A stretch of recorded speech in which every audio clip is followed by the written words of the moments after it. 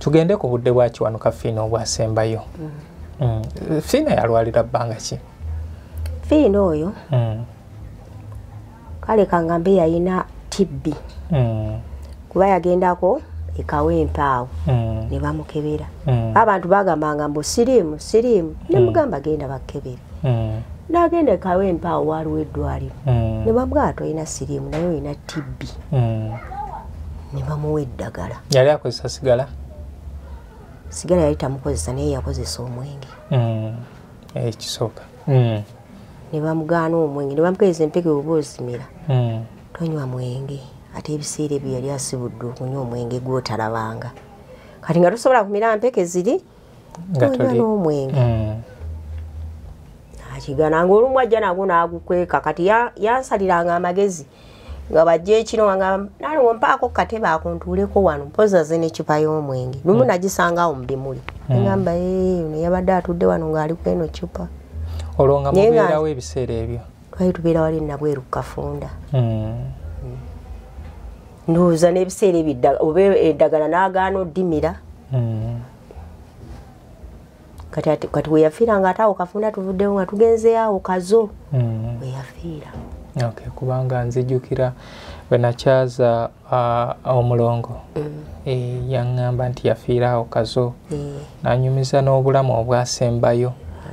Kati nno weewuunye twasiiba bulungi kubanga baali batugambye nti tugenda kutandika kukola mu Lukwata tutandike ekibiina ky'akasozi tukizzeewo ng'era tugenda kutandika kukola lihaso awo kwa Pyawazi ebwayiisi. Olunaku twasiiba bulungi tulidde bulungi ekyemisana kyaffe biki naye Kawungezi nsemba ndi bweru ng'ali awo mu ntebe era we yafiira. Misana yabika omutima. Kubanga omwana yaŋŋamba nti yava omusaayi gwali mungi. Olwo mukubaaganye munoonyeza ababayambako? Nzirukaawo. Nali neŋŋenda noonye mamuli nga naye weetalika ate jjukira ebiseera eby'essimu zaali ntono. Ngenda okumawe waka nga amaze okufa. Bayimbi ki abaasooka obbaddukirira mu mbeera eno? Kino nkikugamba.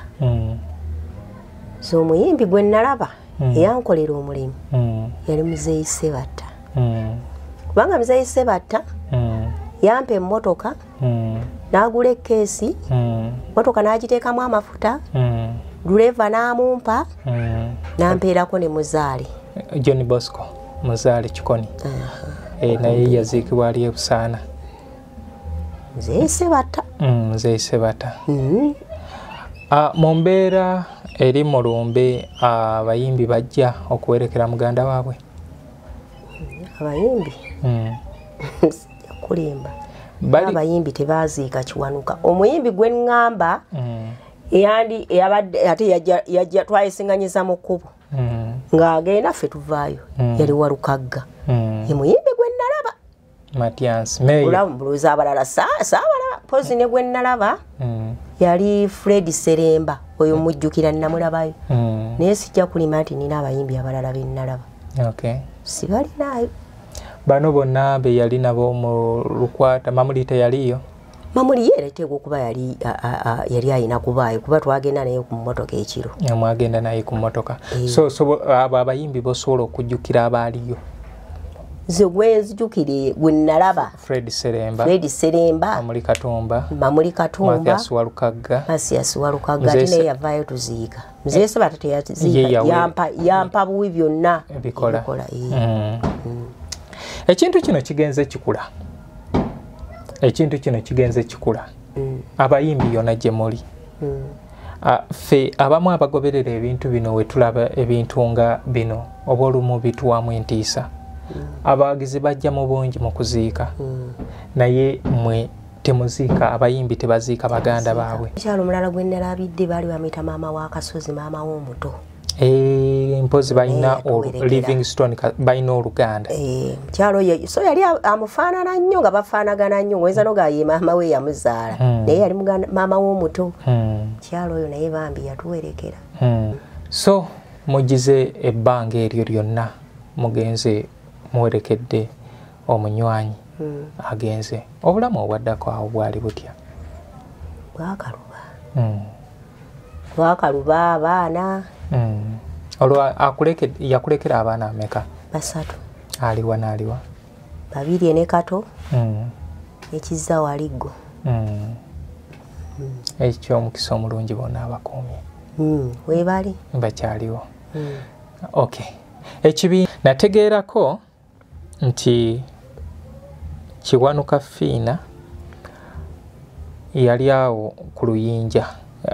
Amalaalo baagalekaawo ku ttaka. Nkokoto. Ku Nkokoto.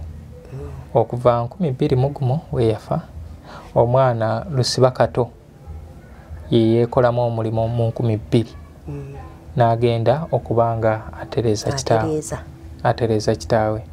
Era nange omwaka ogwo oguwedde nalina enteekateeka ez'okuzimba Kiwanuka Fiina omukola Talazo nga twakola Geoffrey Mukongo, naye nafunira obuzibu obw'okulwaza omwana oba wabumanyako tubuulira byonna tubimanya, naye once singa ntereera tugenda kubanga tukola ki tumukola kubanga wankubirako essimu nga oŋŋamba embeera eriwo n'enteekateeka eziriwo badde nsaba tukozesa omukisa guno abantu obanjulire ekizibu ky'oyitamu n'enteekateeka z'oyagala.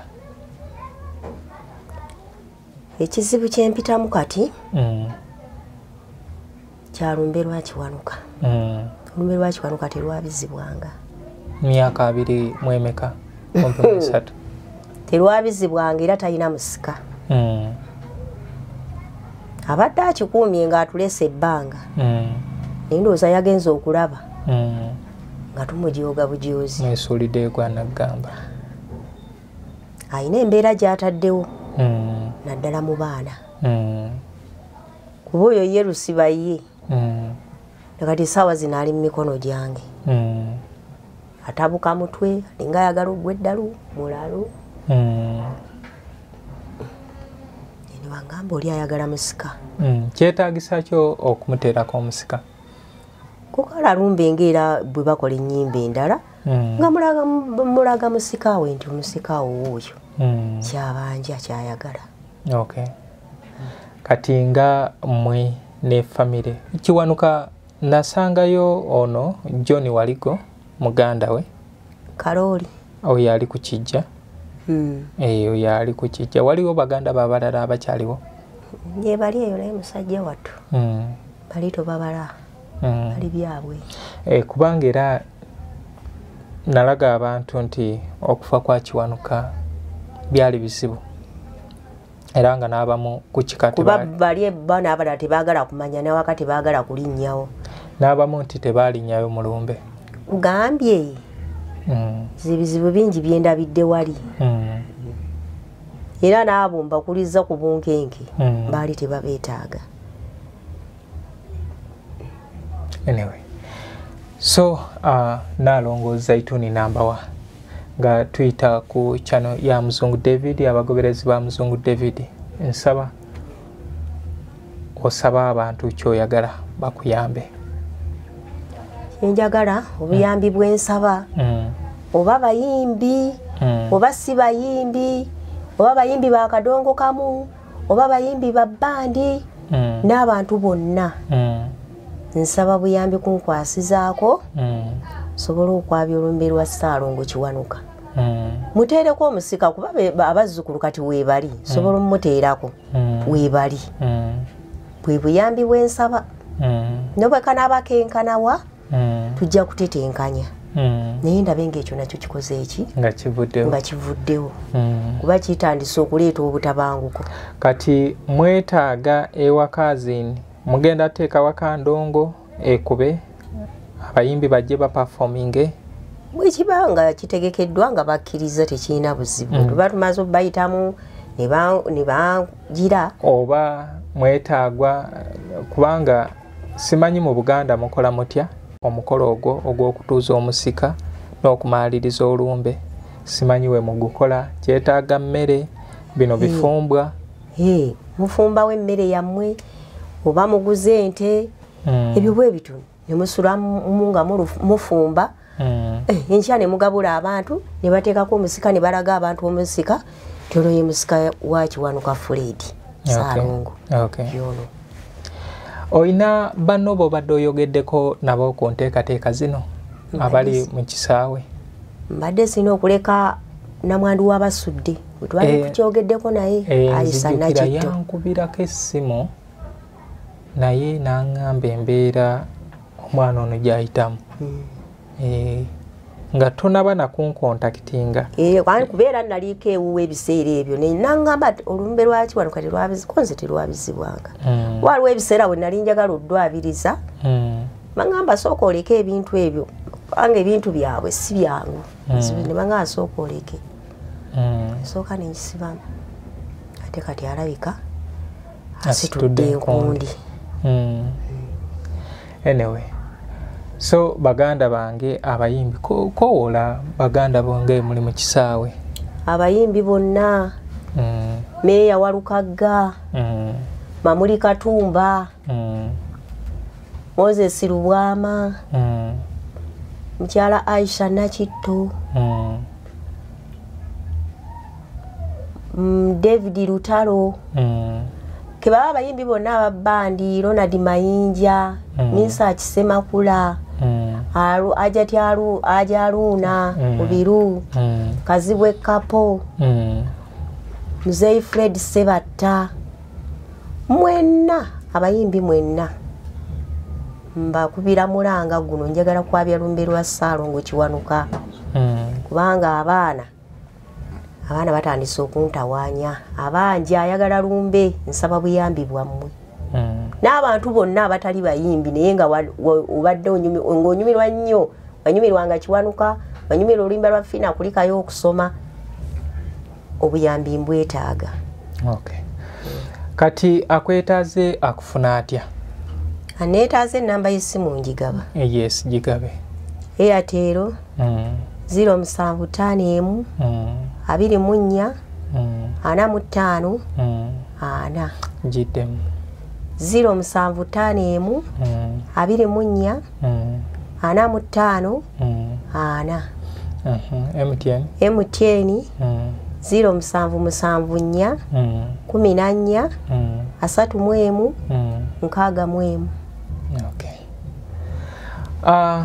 Ebivulo kyakola omuntu singa aba akuyisa okuperforminga nkola kati era akalango kayiseewo akalango oba oli alina ekivulu bannange gye nkyasobola okukola era njagala aba alina ekivulu tatya kumpita nja kujja nkole.